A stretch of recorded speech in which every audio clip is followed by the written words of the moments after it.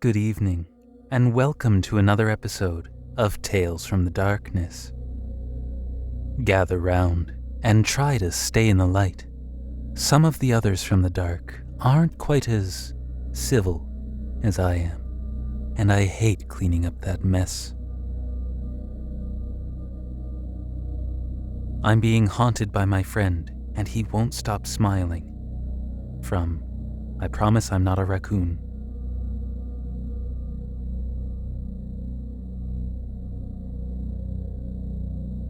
When I first met him, he was shining. His smile was like a ray of sunshine, vibrant and wonderful. He moved with the grace of an angel, and sung like one too. In an instant, I was in love. I feel so stupid for saying this, for even, God, it's still so fresh. It took me a whole 6 months for me to work up the nerve to talk to him. It's so strange how mortifying the idea of saying a simple hello can be. I mean, you spend your whole life handing them out like candy without even knowing it, but the instant it needs to be deliberate, it's impossible. It was a rocky start, to say the least. It was for me, anyway. He didn't know the full scope. He was blissfully unaware of the feelings I had. I thought the hardest part was saying hello, but it was really the dread of ruining the friendship. I had never had a friend care for me as much as he did.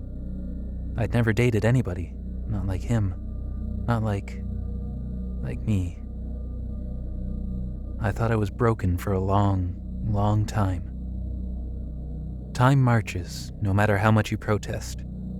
And as we grew closer, I learned a lot from Mason. Things like he had a soft spot for jazz. His favorite animal was the duck because he used to feed them with his parents before they split. Every Sunday, he'd say, we'd walk to the Ville Park and feed those ducks. Even when the house was a war zone and they'd scream at each other night and day, they'd always put how much they hated each other aside when we'd go to feed those ducks at Ville Park. I also learned some practical and not so ethical things, like how to cure a hangover, how to perfectly plagiarize an essay without it hitting any of the system's criteria, and leave just enough leeway to claim stupid ignorance in front of the student council if need be. I learned he suffered from aquatic urticaria. For those, like me, who don't know what that means, it translates to being allergic to water. Mason would get hives, itchy, blistering things that drove him crazy. He'd have to be physically restrained if the patch was big enough, because he'd scratch and claw until his skin was a raw and bloody mess. He told me once, "You don't know pain until you've lost someone, and you can't cry the sadness out because the tears you shed will make you bleed." A full year went by of me pining like an idiot before he hit me with a 2-ton weight that would ruin everything. "Hey Dylan," his warm voice ran. "I want you to meet Hannah." She was something else for sure. Bombshell blonde, eyes like emeralds and lips like rubies. We hung out together as a trio, bouncing from spot to spot on campus. A UC is a big place, and with the right company, it feels like it's endless. Even if she took him from me, even if he wouldn't ever think of me that way, I was happy. I was happy because he was happy, even if she was cold. After a few months, they moved in together, a decision that surprised all of us. We kept asking him if he was sure, since they'd pretty much only just met. But he kept saying time and time again that he loved her, and that he knew she was the one. They had rented out the only place they could afford, a small rickety house out in the sticks. It came cheap since it was so far out of town. The nearest house was a mile up the road. We kept asking him what he would do if a burglar broke in, and when we finally saw it for ourselves at the housewarming party, we kept asking him why in the hell he agreed to a house with an in-ground pool. "Hannah's on the swim team," he said, taking a sip of his beer. "So it's good to have something she can practice in. Besides, it's not like I'm ever going to use it. I don't plan on being anywhere near it by choice either." With that, he finished off the bottle and smiled mischievously at us all. "Unless I get drunk enough," The day before I left for winter break, he and I hopped into his truck and drove off to the overlook on the edge of town. We guzzled down the case of beer like it was water, and we had been stranded for far too long in the desert. I watched the snow fall from the frost-covered tree limbs as cars whizzed quietly near the icy roads, content to just be with Mason. "You know," he said, "I wanted to thank you, man." I smiled at him while I drank my beer in his car. "I'd rather you pay me back for the beer. I've spent more on you than my college tuition, and I'm starting to think you're not handing out diplomas." He chuckled at that, dreadfully careful not to spill a single drop of beer on himself. "I'll pay you back soon, I promise. I'm just a little strapped for cash since I went Christmas shopping. In the meantime, I wanted to thank you for being like a brother to me." He put his drink down and reached for the back seat, pulling out a small, albeit messily wrapped, box in front of him. "Merry Christmas."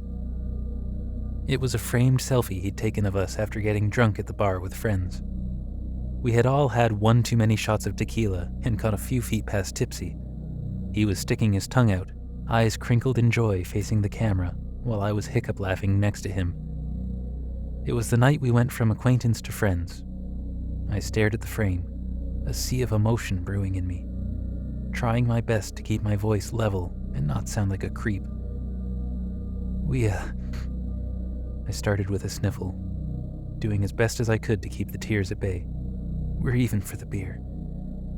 He laughed at that, and we spent the rest of the evening telling old stories from the past few months.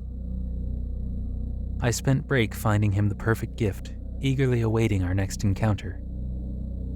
When he came back, he was different. The first thing I noticed were the bruises. He had said that it was because of a skiing accident, but when I pressed further, the details seemed to change and contradict what he had said earlier every time. As the snow melted more and the layers peeled back, we came to see more and more of them. Slowly, they had gotten worse. Dark purple and black bruises crept up his arms and slowly became jagged cuts and burns peeking out from undershirt sleeves. I stopped by one morning earlier than expected to see a pad of gauze half buried in his trash, stained completely in a flood of red. When he flinched when I tried to hug him, my heart broke. The less and less he showed up, the more suspicions were raised, until one day he wasn't around anymore. I tried texting him, but no response. I tried calling, but nothing. It was the most agonizing 3 days I had spent, tortured by the radio silence that echoed back. When I had had enough, I pulled my jacket on and sent him my final text on the matter. "Mason, I'm coming to see you." I had been halfway out the door when my phone rang. It barely had enough time to make it through the first tone before I hit answer. "Hello?" I fired hurriedly. "Mason, are you okay?" There was nothing but ambient noise, the sounds of rustling and a high-pitched noise every few seconds. From what I could gather, he must have pocket-dialed me. The good news was he was still alive, but as the idea that he must have been ignoring all of our frantic attempts to reach him set in, I felt myself grow angrier and angrier. "What the hell?" I yelled. "Pick up the goddamn phone, you asshole! I know you can hear me. Do you have any idea how worried we are about you? Do you have any idea?" The sound of something shattering and a scream of pain stopped me in my tracks. I could hear a voice yelling something, followed by more crashing, but I couldn't understand anything. "You! This is what you... Just listen then! Get back here!" was all I could make out from their screeching. I could hear the rustling again as the voice grew more distant. Mason was running from something, but the only person in his house was... My eyes went wide as it hit me. How could I have been so stupid? I ran to the car and nearly broke the key trying to turn on the ignition. I nearly hit the car parked behind me when I heard Mason scream again. "Stop!" His frantic voice pleading and sending me into a frenzy. "Please, put the knife down! Over and over he screamed. Over and over I heard the crashing and rustling of him running away, only to be met by her onslaught again and again. I was halfway to his house when the call went quiet. I had been silently praying for the crashes and fighting to end, but as the silence came, I didn't know how horrible it would be. All I could hear was the high-pitched sound again. As it grew louder, I finally realized it was whimpering. Then I heard something that made my stomach turn. I heard her cooing and comforting him, humming to him softly as he silently sobbed. When he tried to speak, I heard more crashing, followed by tense silence before the humming would return. I nearly ripped the door off its hinges when I got there. I had been driving at least 80 over the limit to make it this far out into the forest as quick as I did. I wish I was prepared for the carnage that I saw. Weak old bloodstains lined the walls. Dents the size of bowling balls warped the studs that held up the house. There wasn't a single unshattered mirror or picture frame hanging anywhere, and the shards all seemed to be coated in a murky reddish brown. I walked the trail of destruction to see a broken home, to see a broken man sitting on a lawn chair next to the pool on the patio, a mile-long stare as his eyes were fixed on the ground. "Mason!" I whispered in shocked disbelief. He looked like a ghost. His face was gaunt and bony. I could see his ribs and the cuts and lacerations that lined his skin. He looked tired, and he looked beyond defeated. Hannah froze as she finally saw me standing on the remains of what used to be their glass door. I could see the frenzy in her eyes as I took a step closer. "Don't," she said, pointing the bloody knife at me. "Not another step closer." I could see the fresh cuts and feel the blind rage threatening to take over. I wanted so badly to lose it and yank him out of there, but I knew I had to tread carefully. "Okay," I whispered. "Okay." Every move she made was dripping with crazed malice. She rose to her feet and yanked Mason with her, a look of pain shooting life back into him as he winced and finally looked around. His eyes went wide as they fell on me. For the first time in a long time, I saw hope dance across his face. "You're going to let us leave, Dylan," she uttered coldly. "And you're going to give me your car keys." I couldn't do that. I couldn't let her get away and sit there helplessly while she disappeared off the face of the planet and went into hiding. I wouldn't let that happen to Mason. "Hannah, you need to think this through. You're acting crazy right now, and you're going to do something Your keys!"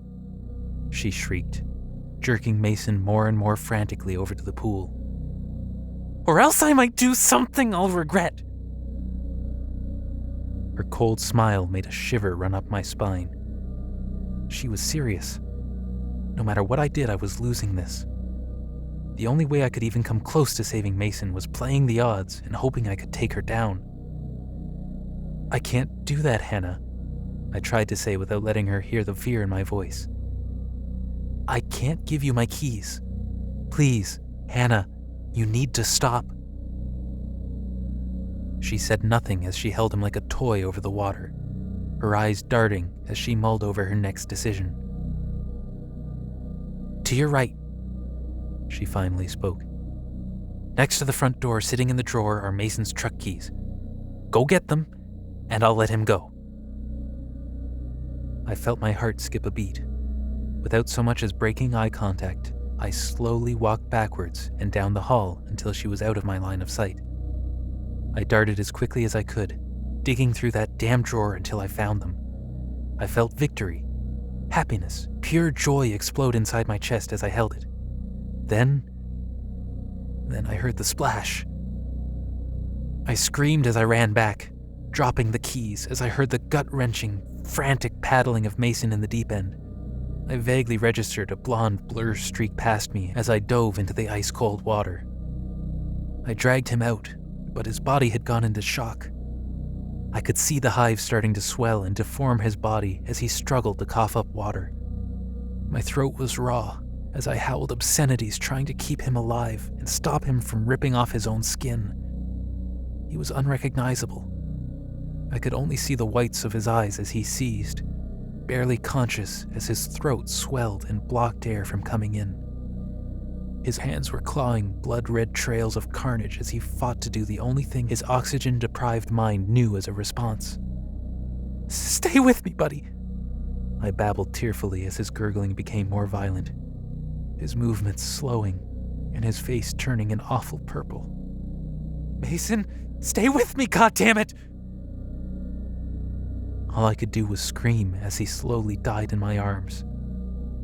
The world seemed to go silent as I writhed and moaned, tears falling endlessly as I held his limp body in my hands. When the cops came, I was put in cuffs. They thought I killed him, until everyone testified and cleared my name. It helped that Hannah had been seen on her way out of town in Mason's old truck, bloody and shrieking obscenities at anyone who crossed her path. They never found her. We had a funeral, closed casket. No one had the stomach to see what she had done. The boy being buried looked like a stranger compared to the picture they used. You don't know pain until the tears you cry make you bleed. And as I sobbed, holding that picture he gave me a lifetime ago, I felt myself start to bleed. Life changed for me from then on. Everywhere I looked, I saw him.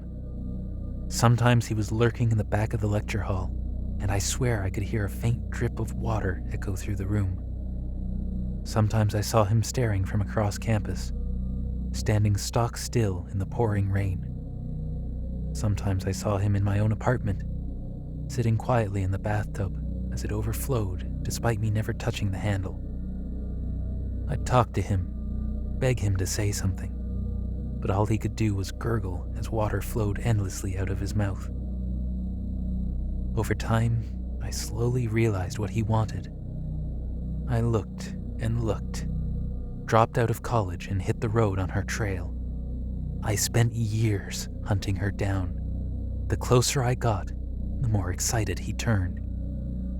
After a while, he no longer kept his distance.